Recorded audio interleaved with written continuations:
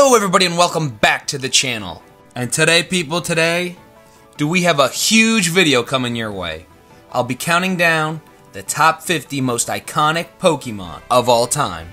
But before we get started, I wanted to thank you all for 1,000 subscribers. I love making these videos and entertaining you guys, and to see my channel hit this achievement is so amazing. Thanks again. Okay, now for this list, I tried to keep it as objective as possible, and tried to use my own opinions and thoughts as little as I could.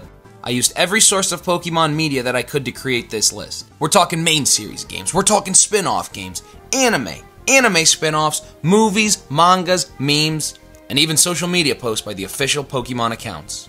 I did a ton of digging, but after a lot of work, I'm very confident with this list. Now of course, as I go through the list, I will give a brief reasoning as for the specific Pokemon's placement. Now of course, many of you guys might not totally agree with this list, and that's okay. I'd love to hear what changes you guys would make in the comments section below. I'd also like to make one more quick note here. With the exception of the top, I'd say 20, spots 21 to 50 are pretty interchangeable. Before we get started, I would really appreciate a like on this video. It really goes a long way. Okay, now without further ado, these are the top 50 most iconic Pokemon ever. At number 50, we have our lone Gen 8 Gala representative, that being Wooloo. When it was first revealed, everyone fell in love with it, and it got everyone very excited for the new Sword and Shield games. Plus, it spawned a ton of memes, which will always help your brand. Coming in strong at number 49 is Talonflame. With competitive Pokemon reaching a new peak during Gen 6, Talonflame was a must-have on any team because of its great attack stat and Gale Wings ability. Also, it was a solid member of Ash's XY team in the anime. Next up at 48, we have Zoroark. Zoroark got the Lucario treatment where you get your own movie with legendaries and you get revealed early. Now you mix that in with Zoroark's illusion ability, and this is a Pokemon which fans will never forget. At 47, we have a bit of a controversial pick, and that being none other than Porygon. Now Porygon is iconic for taking the blame from Pikachu for sending Japanese children to the hospital in its lone anime appearance. At 46 is the iconic ride Pokemon Lapras. Lapras got a ton of shine during the Orange Island saga as an Uber between islands for Ash and the gang. Add being a member of Red's team and a brand new Gigantamax form, and Lapras definitely deserves a spot on this list. Coming in at 45, I have Aegislash. Aegislash finds his spot on the list for many of the same reasons as Talonflame with respect to the competitive aspect during Gen 6. Aegislash just stands out a little bit more with its unique ability and dominant typing. Plus, it's a Sword and Shield Pokemon. From one Gen 6 icon to the first Gen 6 icon, at number 44, we have Sylveon. Sylveon was literally the face of the new fairy type. Sylveon was actually revealed before the fairy typing itself, so this led to an endless amount of theories behind what typing it could be. Plus, when you're a part of the biggest family in Pokemon, you're gonna be very popular. At 43, we find the majestic Milotic. Milotic earns this spot in the list mostly for its role in the Gen 3 and Gen 4 games. Being on the champions team of two of the most beloved games, while also being one of the most challenging Pokemon to obtain in the entire franchise, earns you a title of Pokemon Icon. Okay, keeping it in Hoenn, at 42, I have Sceptile. Sceptile is pretty easily the most popular grass starter, and it's got a Mega Evolution, and it's one of Ash's strongest Pokemon, so there's no doubt Sceptile deserves a spot on this list. Now coming in at 41, we find Gyarados. Come on, man, everyone knows Gyarados. He's literally the result of hard work, and likely many players' first ever shiny Pokemon. Okay, at number 40, I have Giratina. He's literally the Pokemon version of the devil, with him being the cover of arguably the best Pokemon game, a game in which you travel to Pokemon hell to battle him. Yeah, Giratina is a legend, and honestly might deserve to be a little higher on this list. Now it's time for some Alola representation. At number 39, we find we find Rowlet. When the Alolan starters were first revealed, a good 91% of the fan base instantly knew they were choosing Rowlet. Rowlet is even more iconic than his evolutions. I mean, we even see Ashes in the anime defeat a Decidueye. Keeping it tropical, at 31, I have Lycanroc. Lycanroc has 3 forms, all with different strengths and weaknesses, and 3 really unique designs. But you know the real reason he's on this list. He's the Pokemon that won our boy the Alola League Championship. From one doggo to the next, at 37 is Arcanine. Known as the legendary Pokemon, there was a point where Arcanine was going to be a real legendary alongside Zapdos and Articuno. Regardless, Arcanine is arguably the most majestic looking Pokemon, and he's even used by Ash's original rival, Gary Oak. Now coming in at 36 is a bit of a shocker, but I have Nidoking. Now I know this one is kind of an oddball pick, but if I have any competitive players and or speedrunners tuning in today, then you know why this Pokemon is iconic. Nidoking mixed with an X accuracy is a necessity for Generation 1 speedruns. At number 35, I have Typhlosion. Of all the Generation 2 starters, the Typhlosion and Cyndaquil line easily got the most publicity. That, along with being the best starter in the Gen 2 games, a new Hisuian form in the Legends Arceus game, and always being depicted as Gold, or Jimmy's, main partner, earns Typhlosion a spot on this list. Keeping it in Johto, at 34 we have Espeon. Being easily one of the best evolutions, being a part of Red's original team in the games and manga, and being a starter Pokemon in Pokemon Coliseum, there's no question about Espeon being a Pokemon icon. And just like that, we're already back to fire starters. At number 33, we have Blaziken. Blaziken mostly earns its spot on this list due to its role in the anime, being one of the first ever revealed Hoenn Pokemon, along with being May's starter. But of course, you cannot overlook Blaziken's insane competitive power. With an OP Mega Evolution and a top tier hidden ability, Blaziken is a beast and an icon all the same. Now at 32, I have Zubat. Zubat makes this list not for being the coolest Pokemon, but arguably the most abundant. If you've ever been in a cave without repels, then you know Zubat. Also, being one of Brock's first Pokemon in the anime helps too. At 31, I have Mudkip. Of course, being a starter is great, but Mudkip is this high because of the memes. Following up one water icon with another, at 30 I have Suicune. Suicune earns his spot on this list for a number of reasons. I mean, for goodness sake, it was on the cover of a mainline game. But it also had a major role in the 4th anime movie, Pokemon Forever. Plus, Go recently just caught one in the Pokemon Journeys anime. And we're staying with the water theme. At 29, I have Piplup. Piplup is a merchandise beast. The roundness and cuteness that comes from this Pokemon makes everyone want to own a Piplup plush. Also, it was a major player in the Diamond and Pearl anime, being Dawn's main Pokemon. Plus, I don't know, I just think these Gen 4 starters are really loved. And speaking of starters, at 28, I have Incineroar. Incineroar played a major role on Ash's team in the Sun and Moon anime, with having arguably the most gut-wrenching storyline in the entire series.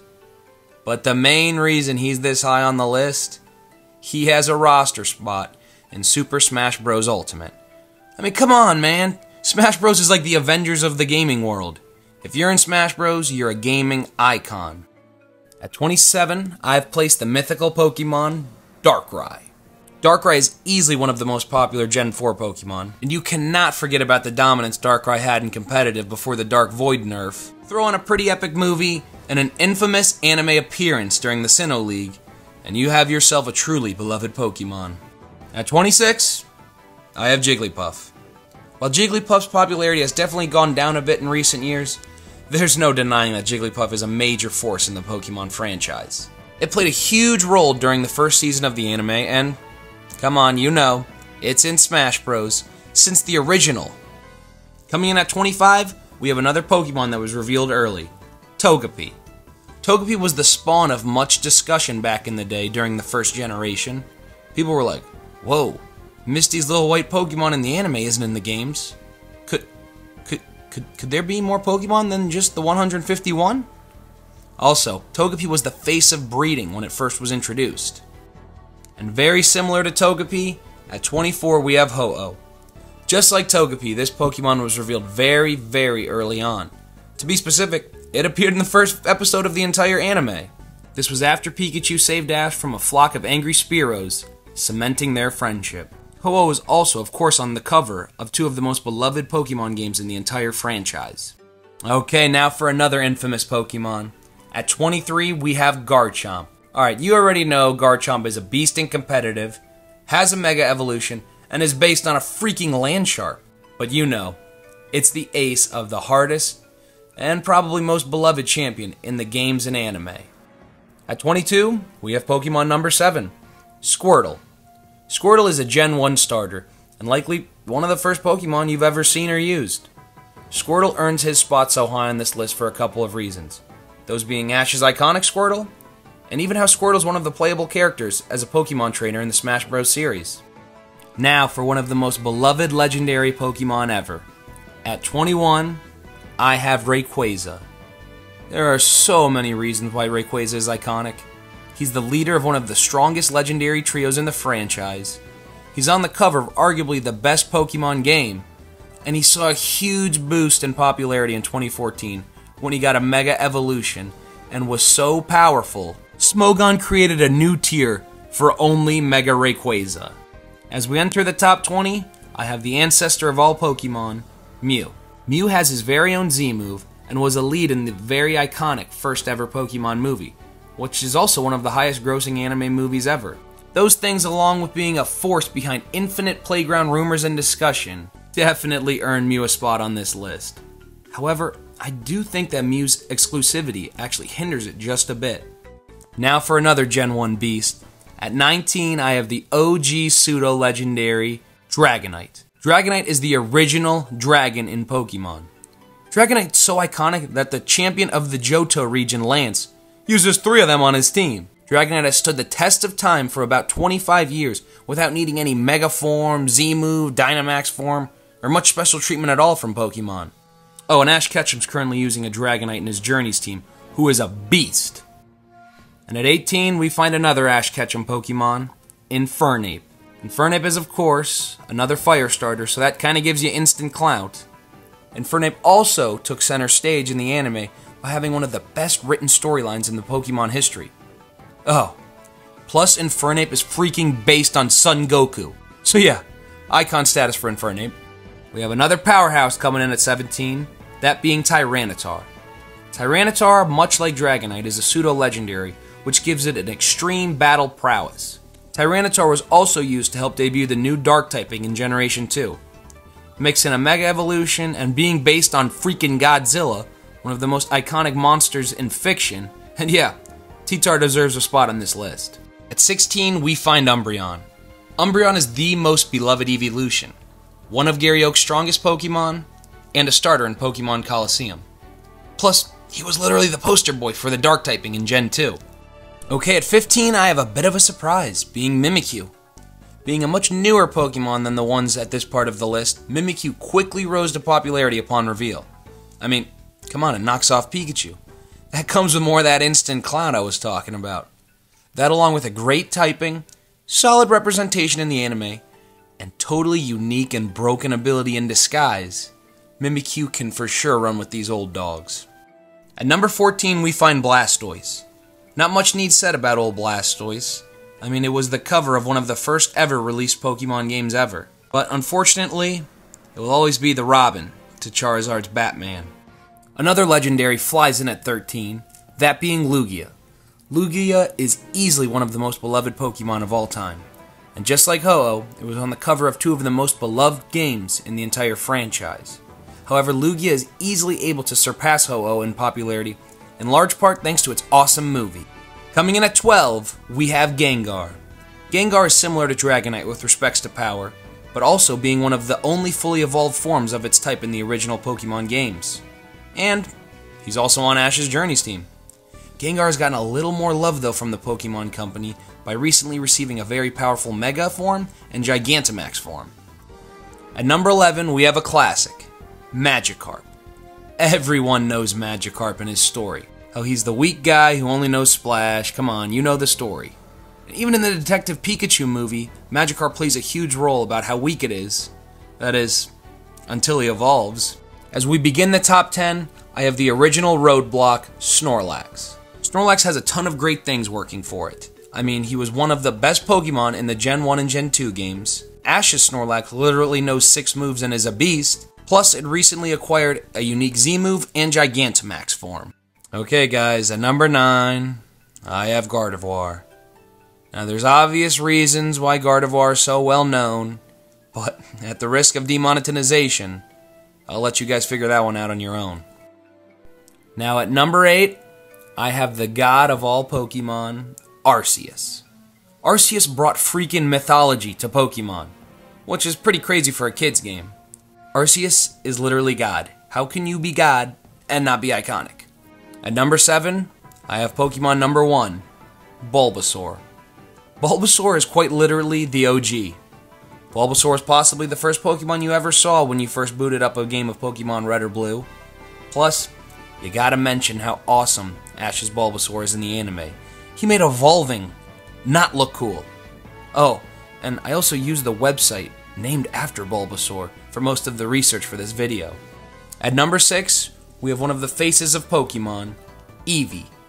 Eevee is a merchandising monster. He's a cute little dog fox thing that we all wish we could have as a pet. Plus, his older brothers are really, really cool. Now at number 5, we have the Ninja Frog himself, Greninja. Come on, as long as you aren't some Gen 1er Pokemon boomer, then you know all about Gekuga. Greninja is easily the most popular Generation 6 starter and a monster in the competitive meta with its unique ability Protean. But that all pairs into comparison to Greninja's role in the anime. You know what I'm talking about.